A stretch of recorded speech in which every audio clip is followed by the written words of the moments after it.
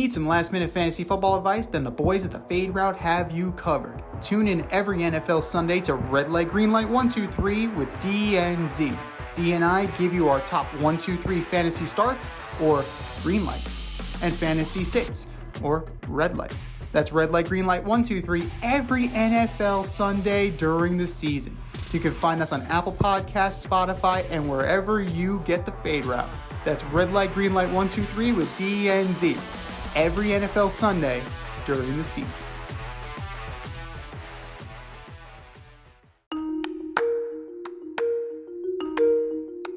Let's run the option and give you our picks for the week.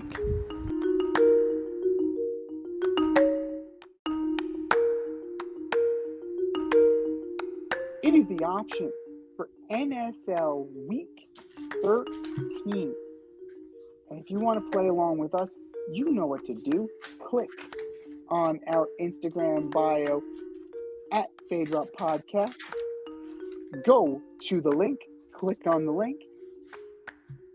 You can find our CBS Pick'em League also entitled The Option, and you can play along with us. The lovely Rita Sanchez currently has a small lead over D, and I'm still 10 points back. So it's a 2-horse race, but it is a very entertaining 2-horse race. Down the stretch we come. Thursday night, the Seattle Seahawks, fresh off that beatdown on Thanksgiving, go into Jerry World at 6-5 to take on the 8-3 Dallas Cowboys. Cowboys. Yeah. It's pretty hard not to see that. Cowboys are humming on all cylinders right now, and the Seahawks, they seem to be fading. Sunday. The 4-7 Los Angeles Chargers go into Foxborough to take on the 2-9 New England Patriots. Yeah, it's hard to pick a team that can't score more than 7 points against the Giants. So, yeah, I'm taking the Chargers. Chargers aren't that great either, man. They are the biggest underachievers in the league. But then again, that's also the Chargers brand, isn't it? Because go back to Marty, Phillip, LT, they didn't really exceed expectations either. Part of me wants to take the Patriots so bad. Part of me wants to take it because Brandon Staley, they're coming east. Like, there's so many things lining up against the Chargers, but the Patriots are so putrid this year, and Belichick is playing coy with who the starting quarterback is. Zappy's getting first-team reps, but he hasn't announced a starter. There's some Patriot games going on, man. Chargers, and I'm not even confident in that. Chargers. The 8-3 Detroit Lions look to lick their wounds as they go into the Big Easy to take on the 5-6 New Orleans Saints. Yeah, I don't know what's going on with the Lions, so I'm taking the Saints. Ooh, interesting. The Saints have a good defense. That could give Jared Goff some trouble. And that's really what the issue is. Jared Goff's turned the ball over. Lots of fumbles, lots of picks lately. If he can correct that, the Lions will still be a very dangerous team.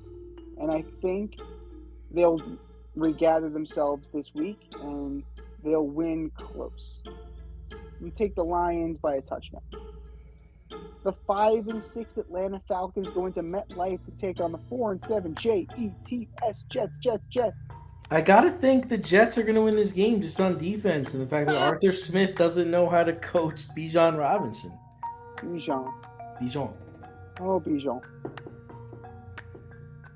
Yeah. Who sucks less is the question. I'm going to have to go with the Falcons. I'm narrowly going to take the Falcons because I think the Jets defense has had enough of this shit. Like, they're tired of bending but not breaking. They're starting to crack. and the dam will break. It's a question of when. This week is another crack in that dam. The 2-10 Arizona Cardinals go into Pittsburgh to take on the 7-4 Pittsburgh Steelers. Steelers. They fired Canada and still didn't really light the world on fire. Oh, they had their best offense in like the last 4 years. Yeah, it's yardage, yes. Points, no. Mm-hmm. So they average the same amount of points that they did under Canada. So the good thing is that they have the Cardinals this week. So the Steelers will still win. The 6-5 Indianapolis Colts go into Tennessee to take on the 4-7 Titans. Titans. Really? Really? I got to catch Rita. Huh. I'm taking the Colts. The Colts, sneaky playoff team, man. Sneaky playoff team. Did not have that at the beginning of the year. And it makes you wonder. It makes you wonder. Shane Steichen is coach of the year. Gardner Minshew. What does this mean for the future of Anthony Richardson? If he leads this team to the playoffs and they happen to make a run. This has like Eagles vibes with Wentz and Foles all over again. If he's able to do it. But they're on to something right now. I'm taking the Colts. The 8-3 Dolphins go into Landover, Maryland to take on the 4-8 Washington Commanders. Trap game. I'm taking the Dolphins, though. They just don't play well on the road, man. They don't play well on the road. But they're not playing a good team. They didn't play a good team last week. No, they didn't. That is true. But I think that the defense is good enough that Sam Howell's going to have a bad day. Dolphins win. The 6-5 Broncos go into Houston to take on the 6-5 Houston Texans. A playoff implication game. Big game. Big game. Insane. I say Broncos. Broncos. After the gut punch last week with the Matt Amendola kick, I got to go with the Broncos too. Like, that might have been the moment that sank the Texans season. That doink. I know it cost Amendola a job. A matter of inches. Yeah. Crazy. But, I mean, he was only there because Kaimi Fairburn was hurt anyway. So, the shelf life of a kicker is not long in the NFL. Broncos are on to something. Broncos, we got to eat some crow. We've been eating crow. We're going to have another plate of it this weekend. Can you take the championship from DNZ? This year, you can play our football pick'em on CBS Sports and compete against us in the option every week. Check the link in our Instagram bio, Fade Route Podcast, for all the details and to sign up. Then tune into the Fade Route every week until the Super Bowl for updates and standings. Bring it on. We're into the 4 o'clock hour. The 1-10 Carolina Panthers go into Tampa Baker to take on the 4-7 Tampa Bay Buccaneers. I like the Bucs.